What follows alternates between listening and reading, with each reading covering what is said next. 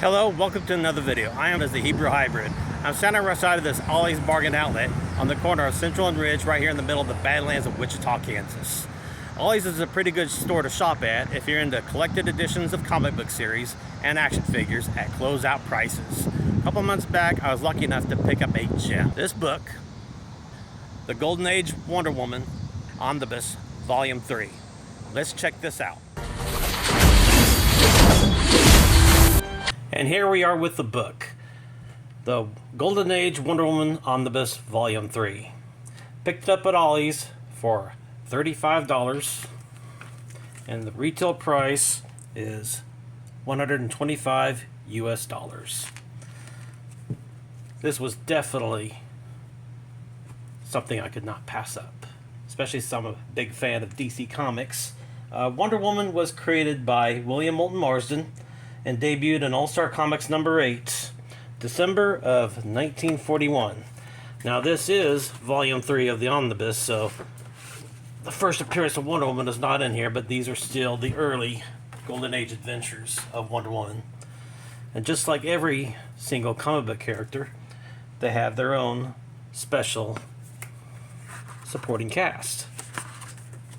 Wonder Woman's supporting cast is Etta Candy and Steve Trevor. Steve Trevor is Wonder Woman's love interest. Well, on again, off again love interest, should I say.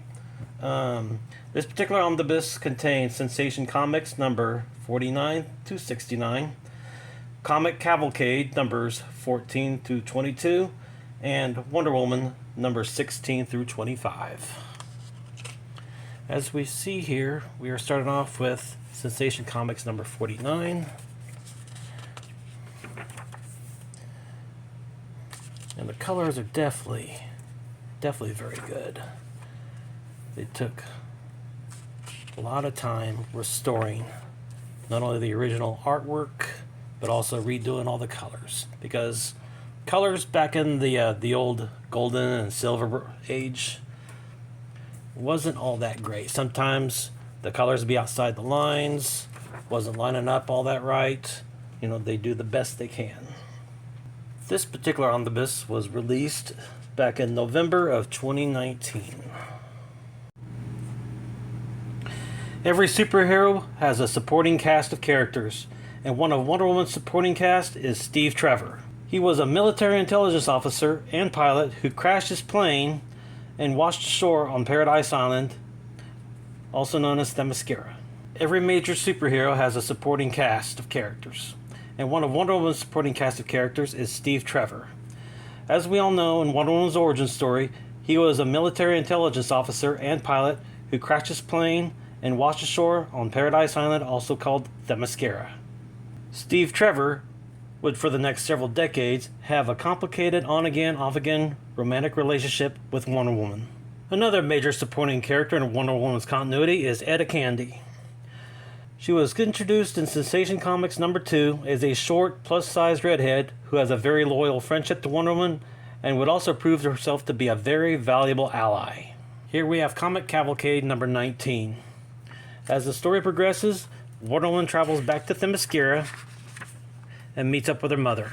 And here, they dress up in the same outfit and have a friendly little competition, a race, and also to see who can lasso who. Who could be the better Amazon? Wonder Woman is then captured, and Hippolyta goes to pursue. Wonder Woman is able to break free on her own and disperse of her kidnapper. There are many adventures that Wonder Woman embarks on. She has many adventures with Steve Trevor. Either Steve Trevor's captured or Wonder Woman's captured, so on and so forth. One has to rescue the other. Here we have Sensation Comics number 63. It's a very nice artwork. Very nice cover. Right here we have Wonder Woman number 22. Several different chapters in this particular issue, but one of which features Etta Candy and the Holiday Girls traveling to the planet Venus, where they're interacting with a bunch of flying women, kind of like fairies.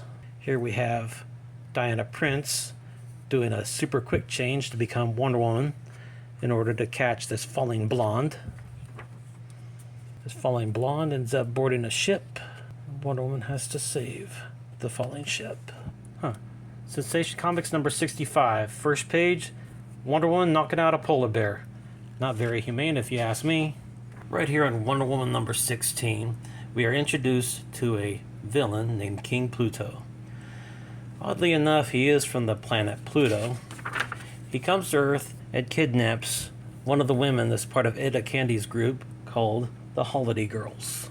And here, Diana has to travel to Paradise Island to learn the backstory on King Pluto. Hippolyta and Wonder Woman then ask the goddess Aphrodite what they know about King Pluto. And there she tells them the old story on how King Pluto used to abduct the women and take them to the planet Pluto. Etta Candy and the rest of the Holiday Girls, they hop on this spaceship and descend upon space. Wonder Woman is able to lasso the rocket and hitch a ride out to outer space to where she is able to arrive onto planet Pluto and try to come up with a plan for a rescue mission. But in the meantime, they are kidnapped, captured, and taken before planet Pluto. Several struggles arise.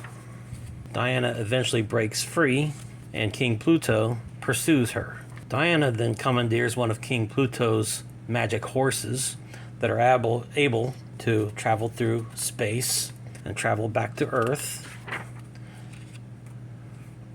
so that Diana can secure a special engine to be able to thaw the rocket ship's engines and fuel because they are frozen on Pluto. So she then mounts back on the magic horse, and while Diana's doing all that, Steve Trevor is abducted by King Pluto. And so the Diana is in hot pursuit, and they wind up on the planet Pluto, where it culminates in the final battle between Wonder Woman and King Pluto, where of course eventually Wonder Woman will defeat King Pluto, and everybody all returns back to Earth. Wonder Woman then takes the magic horses that she commandeered from King Pluto and keeps them on Paradise Island so that King Pluto cannot commandeer them again. Now here we are on Wonder Woman number 18. This adventure begins that there is a mysterious villain that Diana's trying to find. Identity is unknown. And here, Cheetah and Dr. Poison are mentioned, but yet they're not in the story at all. But eventually Diana comes to the bottom of the whole thing, and the main villain is Dr. Psycho. Apparently he faked his death during the execution that he was supposed to embark on, and Dr. Psycho is at large. Diana has to fend off a dinosaur in a museum and a caveman. And as there's different chapters that goes through here, Diana is still in pursuit of Dr. Psycho, who I guess is a master of disguise. He even disguised himself as possibly Steve Trevor. Well, eventually, Wonder Woman overcomes all her obstacles. Dr. Psycho able to take over people's minds, and she's able to reapprehend him. Comics Cavalcade. You see the Jay Garrick Flash and the Alice Scott Green Lantern. Now, they're not featured in any of the stories, but I'm sure they're featured in the actual issues, but the whole issues are not included in here. These are just the Wonder Woman adventures. Here we have Wonder Woman number 20. As you can see, Wonder Woman is doing battle with a pirate. Pirate with a red beard, so oddly enough, it is Redbeard the Pirate. There are many different obstacles that Wonder Woman has to overcome, different villains as well. The main villain is actually this guy right here, who happens to be a time-traveling abductor who can also turn invisible. So Wonder Woman is in pursuit of this being, taken all the way to the time of Redbeard.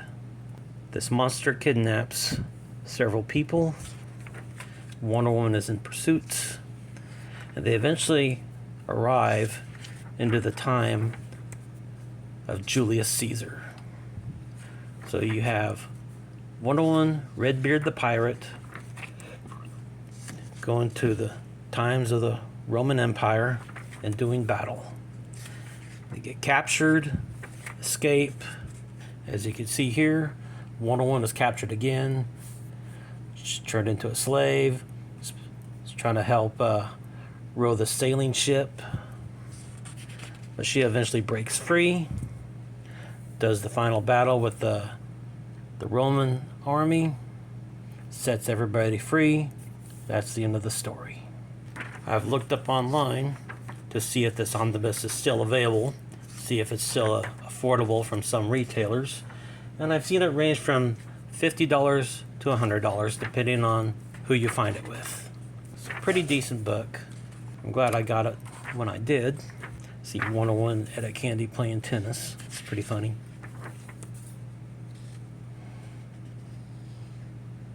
Steve Trevor in on the action. Huh. An extra price sticker from Ollies. Wonder how that got in there. This book is about 784 pages and is pretty much a gem of its time. If you made it to the end of the video, I appreciate it. If you enjoyed this spotlight overview, please like the video and subscribe and ring the bell for notifications. Feel free to leave a comment and I'll see you in the next video. Support your local comic book and toy shops.